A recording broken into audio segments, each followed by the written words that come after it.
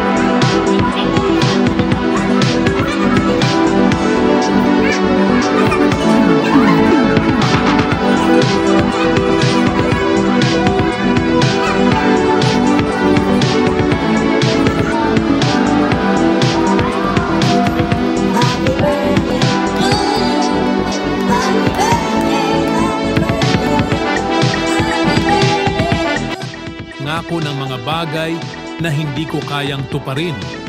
Hindi ko rin sisiraan ang aking mga katunggali sa politika, sapagkat naniniwala akong ang halalan ay isang pagkakataon para sa paglilingkod, hindi para sa paninira.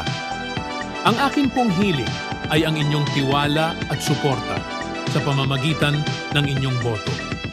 Kung tayo po ay palaring maluklok sa Kongreso, aking pagsusumikapang mailapit ang mga serbisyo ng pamahalaan sa ating mga kababayan, sa ating mga nakatatanda, sa kabataan at sa bawat pamilyang Pilipino.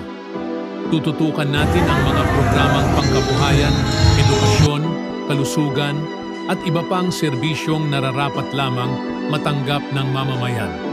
Hindi ko ito magagawa mag-isa, kaya't ako po ay taus-pusong humihiling ng inyong pakikiisa. Sama-sama, magagawa natin ang pagbabago.